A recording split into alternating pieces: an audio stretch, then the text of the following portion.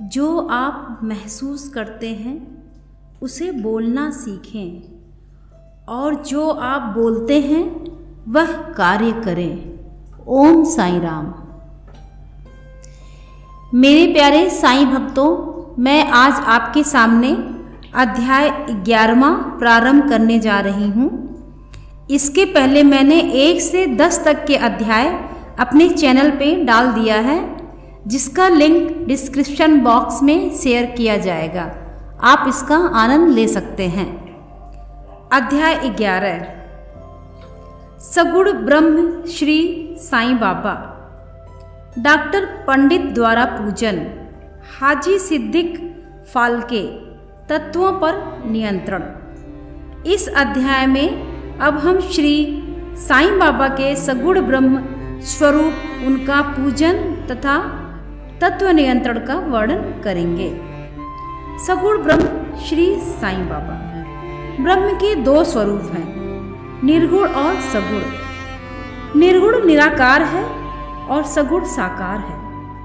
यद्यपि वे एक ही ब्रह्म के 2 रूप हैं, फिर भी किसी को निर्गुण और किसी को सगुण उपासना में दिलचस्पी होती है। जैसा कि गीता के अध्याय 12 में वर्णन किया गया है, सगुण उपासना सरल और श्रेष्ठ है। मनुष्य स्वयं आकार, शरीर, इंद्रिय आदि में है, इसलिए उसे ईश्वर की साकार उपासना स्वभावतः ही सरल है। जब तक कुछ काल सगुण ब्रह्म की उपासना न की जाए, तब तक प्रेम और भक्ति में वृद्धि नहीं होती है। सगुणोपासना में जैसे जैसे हमारी प्रगति होती जाती है, हम निर्गुण ब्रह्म की ओर अग्रसर होते जाते हैं। इसलिए सगुण उपासना से ही श्री गणेश करना अति उत्तम है। मूर्ति, वेदी, अग्नि, प्रकाश, सूर्य, जल और ब्राह्मण आदि सब उपासना की वस्तुएं होते हुए भी सद्गुरु ही इन सब में श्रेष्ठ है। श्री साईं का स्वरूप आंखों के सम्मुख लाओ, जो वैराग्य की प्रत्यक्ष मूर्ति और अनन्य शरणागत भक्तों के आश्रयदाता हैं। उनके शब्दों में विश्वास लाना ही आसन और उनके पूजन का संकल्प करना ही समस्त इच्छाओं का त्याग है। कोई कोई श्री साईं बाबा की गणना भगवत भक्त अथवा एक महाभागवत में करते थे या करते हैं, परंतु हम लोगों के लिए तो वे ईश्वरा अवतार हैं।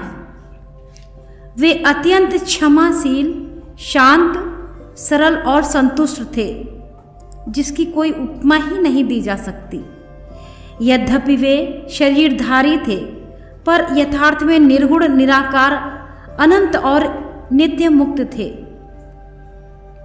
गंगा नदी समुद्र की ओर जाती हुई मार्ग में ग्रीष्म से व्यथित अनेकों प्राणियों को शीतलता पहुंचाकर आनंदित करती, फसलों और वृक्षों को जीवन दान देती और जिस प्रकार प्राणियों की क्षुधा शांत करती है, उसी प्रकार श्री साईं संत जीवन व्यतीत करते हुए भी दूसरों को सांत्वना और सुख पहुंचाते हैं।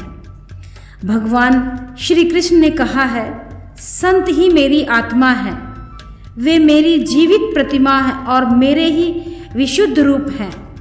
मैं स्वयं वही हूँ। वे अवर्णनीय शक्तियाँ या ईश्वर की शक्ति, जो कि सत्य, चित्त और आनंद है, शिरडी में साईं रूप में अवतरण हुई थी। श्रुति में ब्रह्म को आनंद कहा गया है। अभी तक यह विषय केवल पुस्तकों में पढ़ते और सुनते थे, परंतु भक्तगण ने शिरडी में इस प्रकार का प्रत्यक्ष आनंद पा लिया है। बाबा सबके आश्रयदाता थे, उन्हें किसी की सहायता की आवश्यकता न थी। उनके बैठने के लिए भक्तगण एक मुलायम आसन और एक बड़ा तकिया लगा देते थे।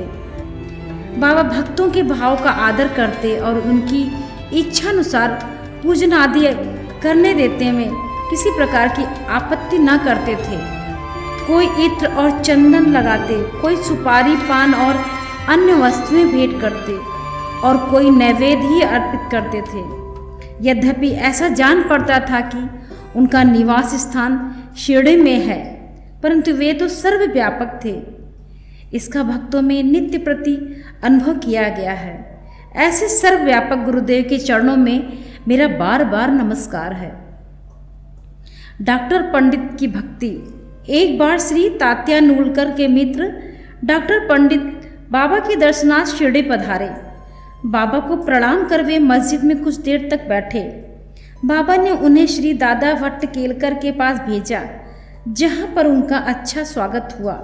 फिर दादा भट्ट और डॉक्टर पंडित एक साथ पूजन के लिए मस्जिद पहुंचे। दादा भट्ट ने बाबा का पूजन किया। बाबा का पूजन तो प्रायः सभी किया करते थे, परंतु अभी तक उनके शुभ मस्तक पर चंदन लगाने को किसी का भी साहस न हुआ था। केवल एक महासापति ही उनके गले में चंदन लगाते।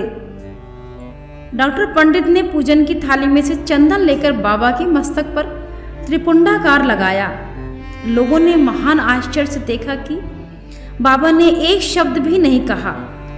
संध्या समय दादा भट्ट ने बाबा से पूछा, क्या कारण कि आप दूसरों को तो मस्तक पर चंदन नहीं लगाने देते, परंतु डॉक्टर पंडित को आपने कुछ भी नहीं कहा। बाबा कहने लगे, डॉक्टर पंडित ने मुझे अपने गुरु श्री रघुनाथ महाराज धोपेश्वकर, जो कि काका पुराणिक के नाम से प्रसिद्ध हैं, के समान ही समझा और अपने गुरु को वे जिस प्रकार चंदन लगाते थे उसी भावना से उन्होंने मुझे चंदन लगाया। तब मैं कैसे रोक सकता था। पूछने पर डॉक्टर पंडित ने दादा भट्ट से कहा कि मैंने बाबा को अपने गुरु काका पुराणिक के समान जानकर ही उन्हें त्रिपुंडाकार चंदन लगाया है, जिस प्रकार मैं अपने गुरु को सदैव लगाया करता था। यद्यपि बाबा भक्तों को उनकी इच्छा अनुसार ही पूजन करने देते थे, परंतु कभी कभी तो उनका व्यवहार विचित्र ही हो जाया करता था। जब कभी वे पूजन की थाली फेंक कर रुद्रावतार धारण कर लेते, तब उनके समीप जाने का साहस किसी को न होता सकता। कभी वे भक्तों के झिड़कते और कभी मोम से भी नरम होकर शांति तथा क्षमा की मूर्ति से प्रतीत होते थे। कभी कभी वे क्रोधावस्था में कंपायन हो जाते थे और उनके लाल नेत्र चारों ओर घूमने लगते थे। यद्यपि उनके अंतःकरण में प्रेम और मातृ स्नेह का स्रोत बहा ही करता था। भक्तों को बुलाकर वे कहा करते थे कि उन्हें तो कुछ ज्ञात ही नहीं है कि वे उन पर कब क्रोधित हुए। यदि यह संभव हो कि समुद्र नदियों को लौटा दें तो वे भक्तों के कल्याण की उपेक्षा कर सकते हैं। वे तो भक्तों के समीप ही रहते हैं और जब भक्त उन्हें पुकारते हैं तो वे तुरंत ही उपस्थित हो जाते हैं। वे सदा भक्तों के प्रेम के भूखे हैं। हाजी सिद्दी फाल्के। यह कोई नहीं कह सकता था कि कब श्री साईं बाबा अपने भक्तों को अपना कृपा पात्र बना लेंगे। यह उनकी इच्छा पर निर्भर था। हाजी सिद्दीक फाल्के की कथा इसी का उदाहरण है। कल्याण निवासी एक यवन जिसका नाम सिद्दीक फाल्के था, मक्का शरीफ की हज करने के बाद शिरडी आए। वे चावड़ी में उत्तर की ओर रहने लगे। वे मस्जिद के सामने खुले आंगन में बैठा करते थे। बाबा ने उन्हें 9 माह तक मस्जिद में प्रविष्ट होने की आज्ञा न दी और न ही मस्जिद की सीढ़ी चढ़ने दी। फाल्के बहुत निराश हुए और कुछ निर्णय न कर सके कि कौन सा उपाय काम में लाएं। लोगों ने उन्हें सलाह दी कि आशा न त्यागो, श्यामा श्री साईं बाबा के अंतरंग भक्त हैं, तुम उनके ही द्वारा बाबा के पास पहुंचने का प्रयास करो। जिस प्रकार भगवान शंकर के पास पहुंचने के लिए नंदी के पास जाना आवश्यक होता है, उसी प्रकार बाबा के पास भी श्यामा के द्वारा ही पहुंचना चाहिए। फाल्के को यह विचार उचित प्रतीत हुआ और उन्होंने श्यामा की सहायता की, प्रार्थना की। श्यामा ने भी आश्वासन दिया और अवसर पाकर वे बाबा से इस प्रकार बोले कि बाबा, आप इस बूढ़े हाजी को मस्जिद में किस कारण नहीं आने देते? अनेक भक्त स्वेच्छापूर्वक आपके दर्शन को आया जाया करते हैं, कम से कम एक बार तो उसे आशीष दे दो। बाबा बोले, श्यामा, तुम अभी नादान हो। यदि फकीर नहीं आने देता है तो मैं क्या करूं? उनकी कृपा के बिना कोई भी मस्जिद की सीढ़ियां नहीं चढ़ सकता। अच्छा, तुम उससे पूछ कर आओ कि क्या वह 12वीं कुएं की निचली पगडंडी पर आने को सहमत है। श्यामा स्वीकारात्मक उत्तर लेकर पहुंचे। फिर बाबा ने पुनः श्यामा से कहा कि उनसे पूछो कि क्या वह मुझे 4 किश्तों में 40,000 रुपये देने को तैयार हैं। फिर श्यामा उत्तर लेकर लौटे कि आप कहें तो मैं 40 लाख देने को तैयार हूँ। मैं मस्जिद में एक बकरा हलाल करने वाला हूँ, उससे पूछो कि उसे क्या रुचिकर होगा, बकरे का मांस, नाद या अंडकोश। श्यामा के यह उत्तर लेकर लौटे कि यदि बाबा के भोजन पात्र में से एक ग्रास भी मिल जाए तो हाजी अपने आप को सौभाग्यशाली समझेगा। यह उत्तर पाकर बाबा उत्तेजित हो गए और उन्होंने अपने हाथ से मिट्टी का बर्तन उठाकर फेंक दी और अपनी कफनी उठाए हुए सीधे हाजी के पास पहुँचे। वे उनसे कहने लगे कि व्यर्थ ही नमाज क्यों पढ़ते हो, अपनी श्रेष्ठता का प्रदर्शन क्यों करते हो, यह वृद्ध हाजियों के समान वेशभूषा तुमने क्यों धारण की है, क्या तुम कुरान शरीफ का इस प्रकार पठन करते हो, तुम्हें अपने मक्का हज का अभिमान हो गया है, परंतु तुम मुझसे अनभिज्ञ हो। इस प्रकार डांट सुनकर हाजी घबरा गया। बाबा मस्जिद को लौट आए और कुछ आमों की टोकरियां खरीदकर हाजी के पास भेज दी। वह स्वयं भी हाजी के पास गए और अपने पास से 44 रुपये निकालकर हाजी को दे दिए। इसके बाद से ही बाबा हाजी से प्रेम करने लगा तथा अपने साथ भोजन करने को बुलाने लगे। अब हाजी को भी अपनी इच्छानुसार मस्जिद में आने जाने लगे। कभी कभी बाबा उन्हें कुछ रुपए भी भेंट दे दिया करते। इस प्रकार हाजी बाबा के दरबार में सम्मिलित हो गए। तत्वों का नियंत्रण। बाबा के तत्व नियंत्रण की 2 घटनाओं के उल्लेख के साथ ही यह अध्याय समाप्त हो जाएगा। पहला, एक बार संध्या समय शिरडी में भयानक झंझावत आया।